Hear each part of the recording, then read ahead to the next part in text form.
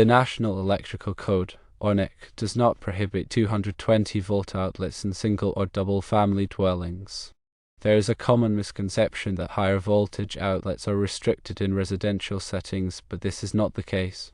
The NEC focuses on safe installation and usage rather than outright prohibition of specific voltage levels. In residential buildings, 120-volt circuits are the most prevalent for standard lighting and small appliance use. However, 220-volt or 240-volt circuits are frequently used for larger appliances that require more power, such as electric ranges, clothes dryers, water heaters, and air conditioning units. The NEC provides guidelines for the installation of these higher voltage circuits to ensure safety. These guidelines cover various aspects of the installation process, including wire sizing, overcurrent protection, grounding, and receptacle types. Proper wire sizing is crucial to handle the increased current draw of 220-volt or 240-volt appliances without causing overheating or voltage drop. The NEC specifies ampacity requirements for different wire gauges, which determine the maximum current a wire can safely carry. For example, a 30-amp circuit typically requires a 10 American wire gauge, or AUG, copper conductor, while a 40-amp circuit may need an 8 AWG copper conductor. Overcurrent protection is another critical safety measure. Circuit breakers or fuses are used to protect the circuit from overloads and short circuits. The size of the overcurrent protection device must be appropriate for the circuit's ampacity and the appliance's requirements. Using an undersized breaker can lead to nuisance tripping, while an oversized breaker can allow excessive current flow, potentially causing a fire. Grounding is essential for preventing electrical shock hazards. The NEC requires that all electrical circuits, including 220-volt or 240-volt circuits, be properly grounded.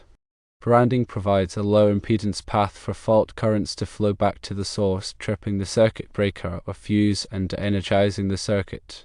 Receptacle types for 220-volt or 240-volt circuits are different from those used for 120-volt circuits.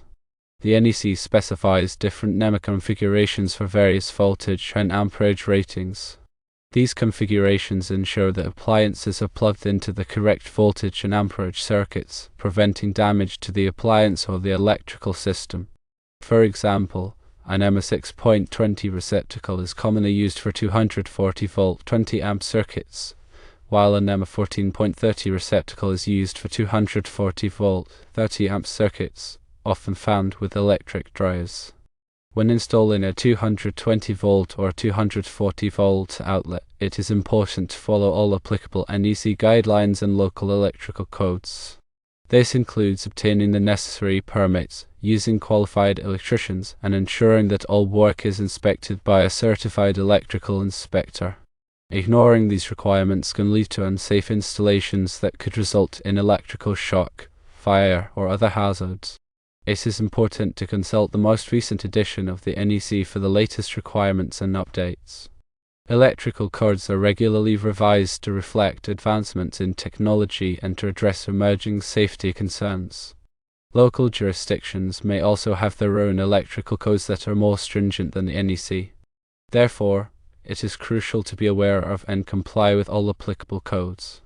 Furthermore, it's always best to consult with a qualified electrician for any electrical work, especially when dealing with higher voltage circuits. A licensed electrician has the knowledge and experience to safely and correctly install 220-volt or 240-volt outlets and ensure that the electrical system is up to code. Attempting to do electrical work without proper training can be dangerous and may violate local regulations. In summary, the NEC does not prohibit 220-volt or 240-volt outlets in residential dwellings. These outlets are commonly used for high-power appliances, and their installation is governed by specific NEC guidelines to ensure safety and compliance. Adhering to these guidelines, obtaining necessary permits, and using qualified electricians are essential for safe and reliable electrical installations. Remember to always prioritize safety and consult with professionals when dealing with electrical work. The NEC focus is on ensuring that all electrical installations, regardless of voltage, are performed safely and in accordance with established standards. This includes proper grounding, overcurrent protection, and the use of appropriate wiring methods. Understanding these requirements is crucial for anyone involved in electrical work, from homeowners to contractors. For instance, when installing a new 240-volt outlet for an electric vehicle charger, one must consider the load calculations to ensure the existing electrical service can handle the additional demand. Load calculations involve determining the total electrical load of the dwelling and comparing it to the capacity of the service entrance. If the additional load exceeds the service capacity, an upgrade may be necessary. The NEC provides specific methods for calculating electrical loads, taking into account factors such as the size of the dwelling, the number of appliances, and the type of heating and cooling systems. Another important aspect of 220-volt or 240-volt outlet installation is the proper selection of wiring devices. Wiring devices include receptacles, switches, and circuit breakers. These devices must be rated for the voltage and current of the circuit. Using undersized or improperly rated devices can lead to overheating, failure, and potential fire hazards.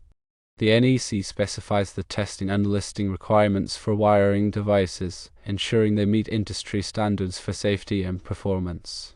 Ground fault circuit interrupters or GFCIs are also an important safety component in many electrical circuits. GFCIs are designed to detect ground faults, which can occur when current leaks from a circuit to ground. When a ground fault is detected, the GFCI quickly trips the circuit, preventing electrical shock.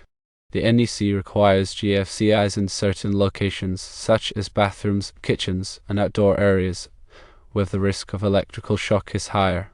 While GFCIs are not always required for 220-volt or 240-volt circuits, they can provide an additional layer of protection in certain applications.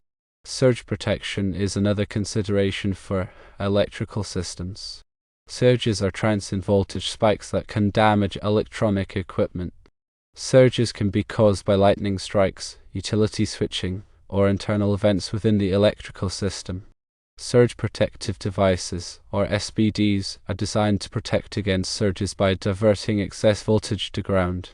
The NEC recommends SPD for all electrical services and requires them in certain applications, such as critical care areas and healthcare facilities. Regular maintenance is essential for ensuring the continued safety and reliability of electrical systems. This includes inspecting wiring, devices, and connections for signs of wear, damage, or corrosion. Loose connections can cause overheating and arcing, which can lead to fires. Damaged wiring can create shock hazards. Replacing worn or damaged components promptly can prevent serious problems. The NEC provides guidance on electrical system maintenance, including recommended inspection intervals and procedures. It is also important to keep electrical panels and equipment clear of obstructions. This allows for easy access for maintenance and repairs and prevents overheating. The NEC specifies minimum clearances around electrical equipment to ensure safety. Educating occupants about electrical safety is another important aspect of preventing electrical accidents. This includes teaching children about the dangers of electricity and how to use electrical devices safely. It also includes informing adults about the signs of electrical hazards and what to do in the event of an electrical emergency. Many organizations offer electrical safety training programs for both children and adults. By taking these precautions, one can minimize the risk of electrical accidents and ensure the safety of their home or workplace. In conclusion, while the NEC permits 220-volt or 240-volt outlets in residential settings, strict adherence to safety guidelines, proper installation practices, and regular maintenance are paramount. Consulting with qualified electricians, staying updated with the latest NEC revisions, and prioritizing safety awareness are key to ensuring a safe and compliant electrical environment.